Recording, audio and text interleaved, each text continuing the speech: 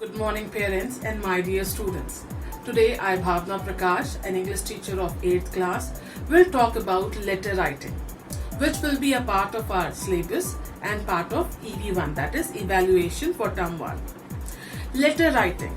Let's begin with the topic formal letter writing. Letter writing we have done in our previous classes as well. What are letters basically? Letters are the mode of communication of our feelings and emotions in written form. Since we've been writing letters in our previous classes also, we know that letters follow certain orders and sequence. And based on the way they are written, we have segregated letters into two parts. First one is formal letters and other is informal letters. Now what are these formals and informal letter writing part? Let's discuss them again.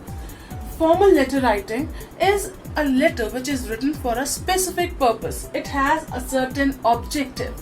That is why it is precise and it is short. Whereas in the other hand, informal letter writing, we generally write informal or casual letters to our friends and family. And hence they are descriptive. What do you mean by descriptive? They describe your expressions or feelings or emotions or something that you would like to share with your friends and family. So they tend to be long and they are expressive. To whom we write these letters? Formal letter writing is been done for specific purposes like writing a letter to an editor, letter to any government department or official, letter as a form of application, complaints, business letters, job application. On the other hand, informal letters will be written to friends and family. Let's start with the sample. Here's the question which says, letter to the Times of India for complaining about loudspeaker nuisance. It's a formal letter which will be written to the editor of Times of India. Since it's a formal letter, we will be following a proper order. And what is the order? We follow block form. What is this block form? Everything that we will be writing in this letter will begin from the left hand side, starting with the sender address, that is your address. Out in here we have taken E218, Lajpat Nagar, New Delhi 10076. This is the sender address. After which comes the date. The date is 1st April 2020. Followed by receiver address, the one we are sending the letter to. And we are sending this letter to the editor, Times of India, New Delhi. After this, the purpose of the letter will be revealed. That is the subject. Subject say, indiscriminate use of the loudspeaker. Now this purpose should be very short, precise and to the point. What I mean by precise and to the point is, whosoever received this letter should get to know about this letter, what has been written, what is this letter all about by just reading the subject. So once we read this particular thing, we get to know that somebody has written me a letter describing the issue which is indiscriminate use of loudspeaker. After my purpose has been written, I will start with salutation, that is dear sir or dear ma'am. Then comes the body of the letter.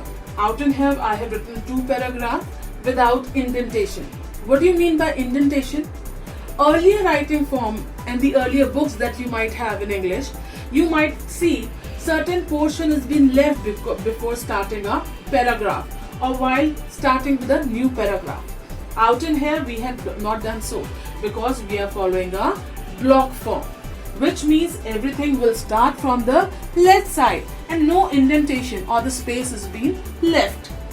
So while doing so, every paragraph will be starting from left, and to avoid any confusion or to remove any kind of irregularity or clumping of information, we have leave lines.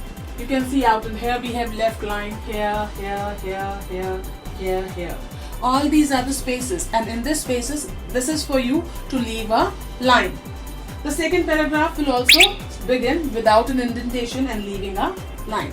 So the first part of the paragraph talks about the introduction of your problem, wherein you describe and talk about the problem that you are facing.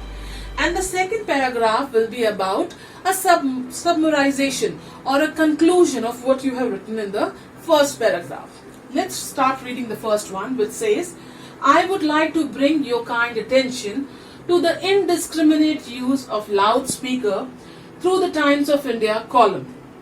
Nowadays, the loudspeaker has been used by companies beyond the stipulated time in the marriages and religious ceremonies. The nuisance caused disturbance to students and adults.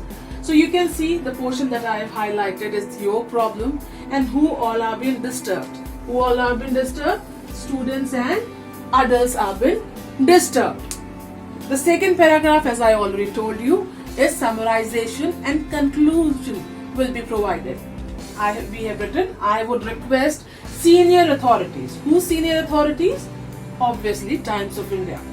To consider the concern and take some strict measures to eliminate the nuisance. Efforts for such concerns will be appreciated by all. So this was your body of the letter. First paragraph was about your problem and second was conclusion and summarization. After which you will leave a line and then comes the closing and signature. Now remember, while closing you will be writing yours sincerely or faithfully. Make sure you are not using apostrophe S here and Y will be capital. The second word, that is sincerely, will begin with a small letter. It will not begin with a capital letter. Please make sure about it. Then your signature and your full name.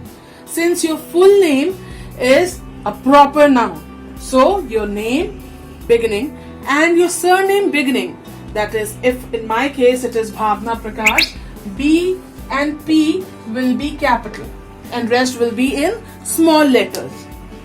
So this is the formal letter writing. So students, today we have discussed letter to an editor, which is a part of formal letter writing. Let's recapitulate our learning. A formal letter writing follow a pattern. We follow a block form wherein everything comes in the left hand side. It will begin with writing sender address, date, receiver address, subject, salutation, body of the letter and closing and signature. So this completes your formal letter writing. First part we have done, that is writing a letter to editor, and tomorrow we will be doing letter to principal. This also comes under formal letter writing. I will be giving you few samples and questions for you to practice at your home in your convenience. And parents, I would like to request you to please motivate and encourage your wards to write, read and refer to other English books. We will meet tomorrow. Till then, have a great day.